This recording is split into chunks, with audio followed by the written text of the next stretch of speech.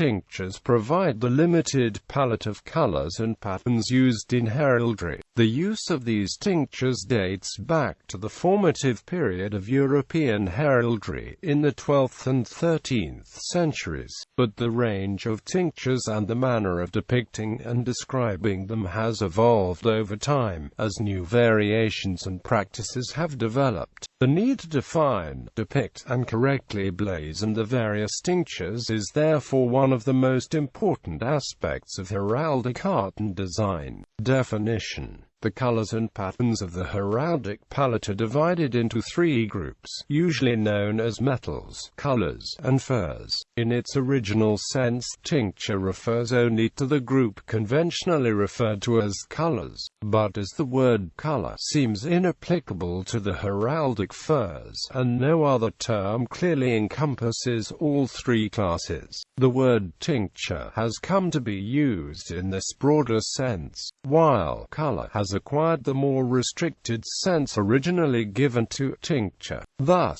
when consulting various heraldic authorities, care must be taken to determine which meaning each term is given.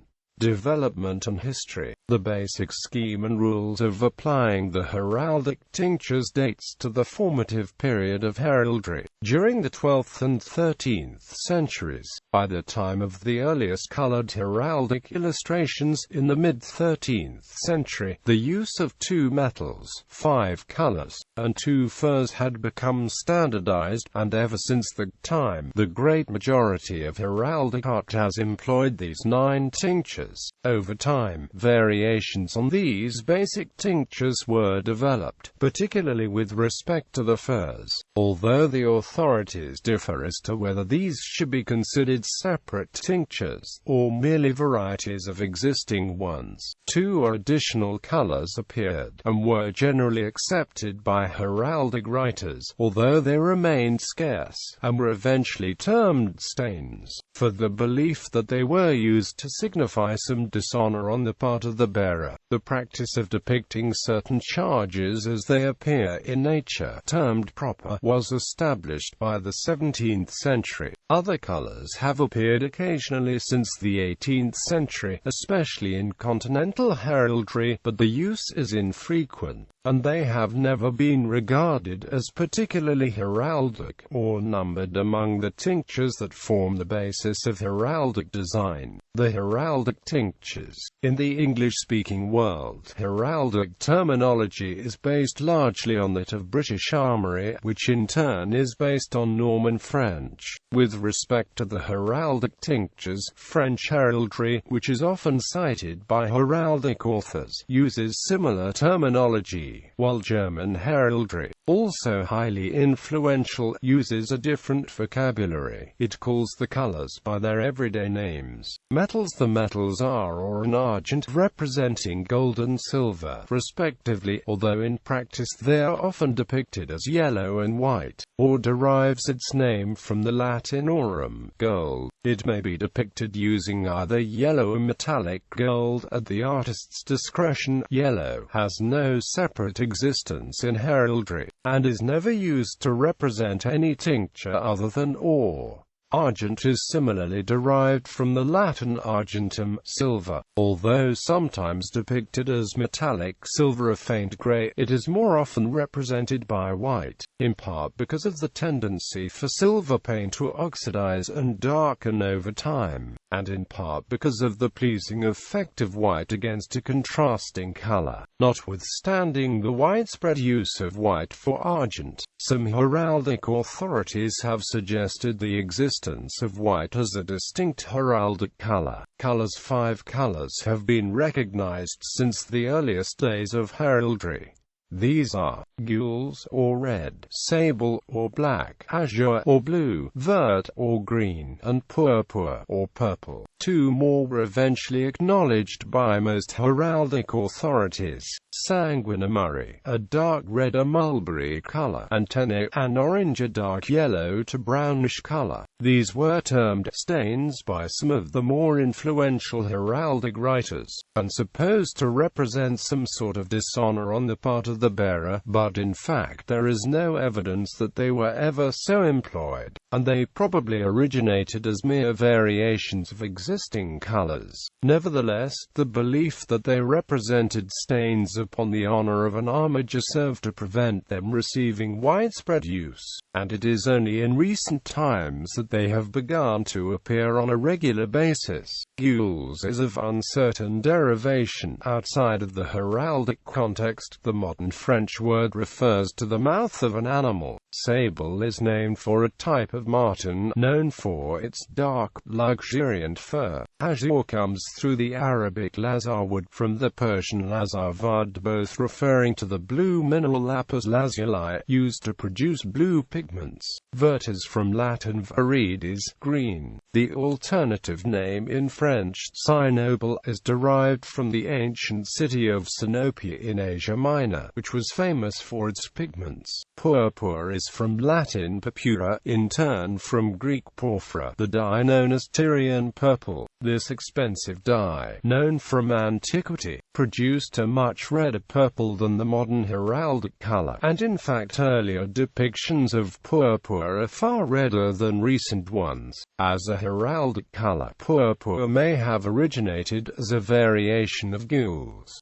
Sanguinamuri, from Latin sanguineus, blood red, and Greek morum, mulberry, one of the two so-called stains in British armory, is a dark red or mulberry color, between gules and purpur in hue. It probably originated as a mere variation of one of those two colors, and may in fact represent the original hue of purpur, which is now treated as a much blue color than when it first appeared in heraldry. Although long shunned in the belief that it represented some dishonor on the part of the bearer, it has found some use in the 20th and 21st centuries. Tenea, from Latin tanere, to tan, is the second of the so-called stains. It is most often depicted as orange, but sometimes as tawny yellow or brown. In earlier times it was occasionally used in continental heraldry, but in England largely confined to livery. Furs. The use of heraldic furs alongside the metals and colors dates to the beginning of the art. In this earliest period, there were only two furs, ermine and ver. Ermine represents the fur of the stoat, a type of weasel, in its white winter coat when it is called an ermine. Ver represents the winter coat of the red squirrel, which is blue-gray above and white below. These furs were commonly used to line the cloaks and robes of the nobility. Both ermine and ver give the appearance of being a combination of metal and color, but in heraldic convention they are considered a separate class of tincture that is neither metal nor color. Over time, several variations of ermine and ver have appeared, together with three additional furs typically encountered in continental heraldry, known as plumethe, péplone, and kirsch, the origins of which are more mysterious but which probably began as variations of ver. Ermine is normally depicted as a white field powdered with black spots, known as ermine spots, representing the ermine's black tail. The use of white instead of silver is normal, even when silver is available, since this is how the fur naturally appears, but occasionally silver is used to depict ermine. Traditionally, ermine has been used to line the cloaks and robes of various nobles, as well as the chapa and caps of maintenance worn by peers, and used to line crowns. These appear beneath many crests in place of a torse. There is considerable variation in the shape of ermine spots. In the oldest depictions, they were drawn realistically as long, tapering points. In modern times they are typically drawn as arrowheads, usually topped by three small dots, but as with other details, the form used is left to the heraldic artist. Ermine spots are considered part of the tincture known as ermine, rather than charges, but the same shape can also be used as a charge upon other tinctures. In English heraldry, a single ermine spot has been been used as a mark of difference when, by royal license, one person assumes the names and arms of another, in the absence of any blood relationship. Ermine spots are normally depicted upright, except on a bend, when they are depicted bendwise. British Armoury recognizes 3 variations of ermine. A black field powdered with white ermine spots is termed ermines, a gold field with black ermine spots is erminoi, and a black field with gold ermine spots is peen. These are not regarded as separate furs, but merely variations of ermine. Neither erminoi nor peen are known by distinctive names outside of British Armoury. Instead, they are regarded as a field semé of ermine spots. In French heraldry, erminoi would be blazon d'or, semé d'ermines de sable, while peen would be de sable, semé d'ermines d'or. Especially in continental heraldry, a field of any tincture may be semé of ermine spots, producing a pattern indistinguishable from ermine, except by virtue of the tinctures used, but these should be treated as other fields semé, rather than heraldic furs. Ver derives its name from Latin varius, variegated. It is usually depicted as a series of alternating shapes, conventionally known as panes or verbels, of argent and azure, arranged in horizontal rows, so that the panes of one tincture form the upper part of the row, while those of the opposite tincture are on the bottom.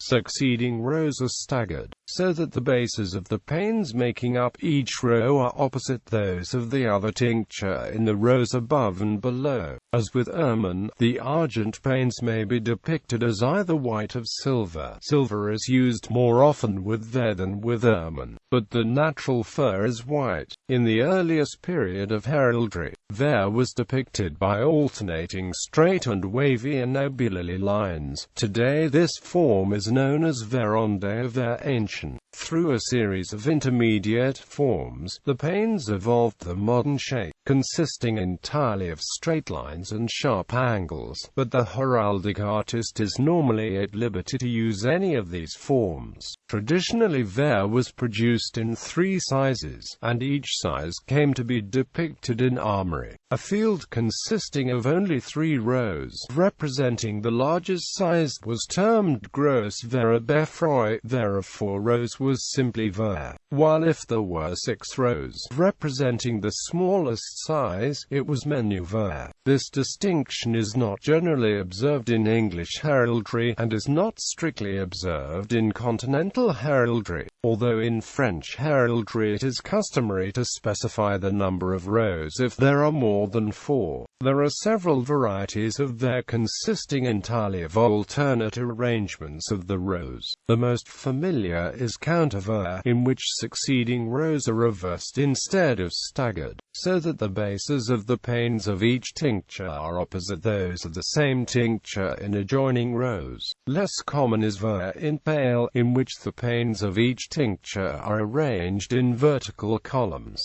In German heraldry one finds Stersfallfer, or reversed ver in pale, ver in bend and ver in bend sinister, in which the panes are arranged in diagonal rows, is found in continental heraldry. Ver in point is formed by reversing alternate rows, as in counterver, and then displacing them by half the width of a pane, forming an undulating pattern across adjoining rows. German heraldry also uses a form called Wechselver, or alternate ver, in which each pane is divided in half along a vertical line, one side being argent and the other azure. When the pattern of ver is used with other colors, the field is termed ver a vary of the tinctures used. Normally ver a consists of one metal and one color, although ermine, one of its variants, is sometimes used, with an ermine spot appearing in each pane of the tincture.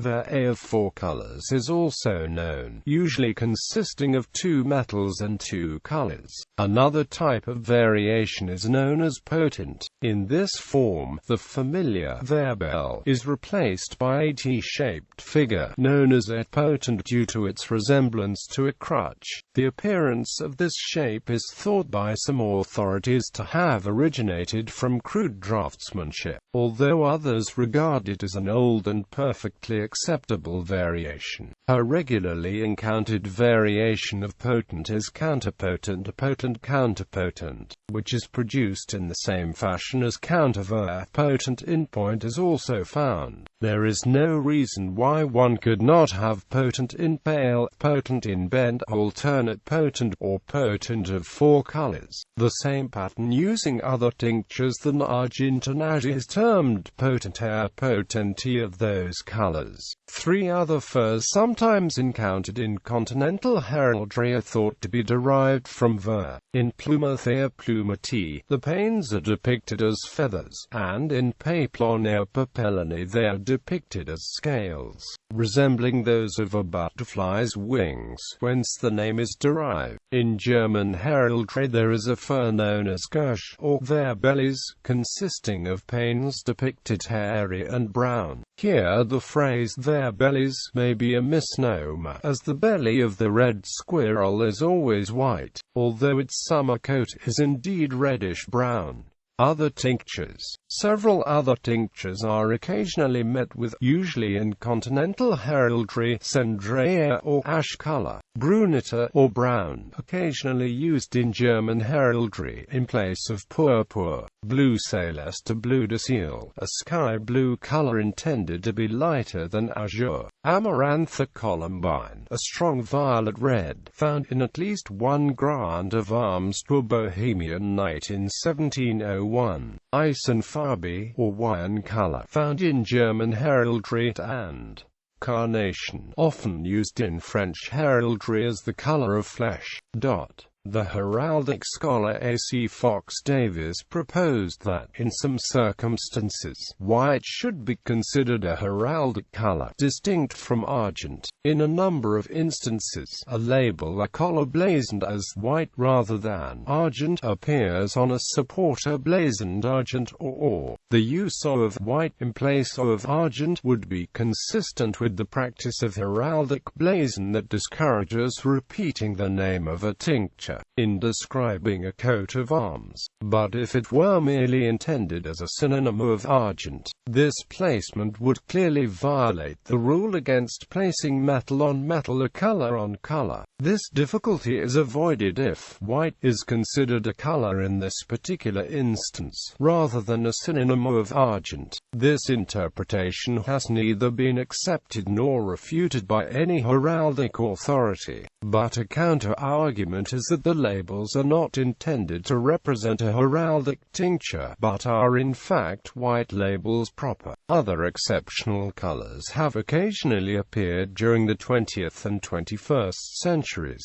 The arms of the Jewish Autonomous Region in Russia have a field of aquamarine, which is emblazoned more as a kind of dark green than a true aquamarine color. The Canadian Heraldic Authority granted arms containing rose as a color in 1997.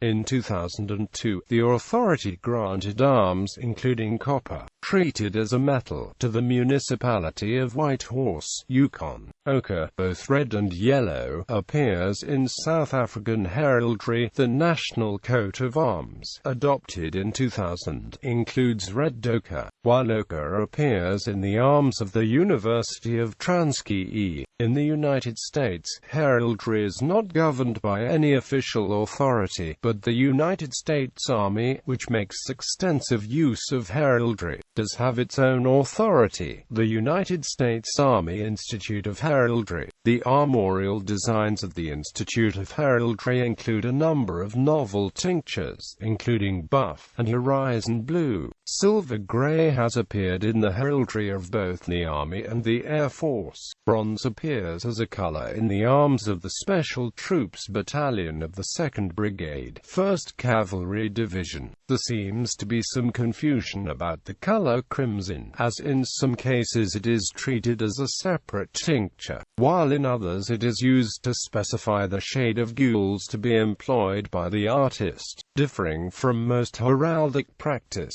the Institute of Heraldry often specifies the exact shades to be used in depicting various arms. Proper. A charge that is colored as it naturally appears is blazon proper, or the color of nature. Strictly speaking, proper is not a tincture in itself, and if, as is sometimes the case, a charge is meant to be depicted in particular colors that are not apparent from the word proper alone, they may be specified in whatever detail is necessary. Certain charges are considered proper when portrayed with particular colors, even though a range of different colors is found in nature. For instance, a popinjay proper is green, even though wild parrots occur in a variety of colors. In some cases, a charge depicted in a particular set of colors may be referred to as proper, even though it consists entirely of heraldic tinctures. A rose proper, whether red or white, is barbed, vert and seeded or. The most extensive use of non-heraldic colors is probably associated with landscape heraldry, a common feature of British and German armory during the latter part of the 18th century and the early part of the 19th. Although rarely used for the field itself, landscapes were often granted as augmentations, typically depicting a fortress successfully captured or defended, or a particular ship, or a battle in which the armored to whom the augmentation was granted was involved. Such landscapes, usually appearing on a chief, might be blazoned with great particularity as to the things portrayed and the colors used to portray them. Officially, these landscapes appeared on a field of argent, but it was common, and perhaps expected, for the artist to add further details, such as the sky and clouds, by which the field might be wholly obscured. The use of landscapes in heraldry fell out of fashion during the Victorian era, when heraldic scholars and artists began looking to earlier and simpler periods of armorial design for inspiration. Depicting heraldic tinctures. In most heraldic tradition, the various metals and colors have no fixed appearance, hue, or shade. The heraldic artist is free to choose a lighter, a darker blue or green, a deeper or brighter red, to choose between depicting a with yellow or any of various gold paints, to depict argent as white of silver. Recently the College of Arms explained, there are no fixed shades for heraldic colors. If the official description of a coat of arms gives its tinctures as gules, azure and argent, then, as long as the blue is not too light and the red not too orange, purple or pink, it is up to the artist to decide which particular shades they think are appropriate.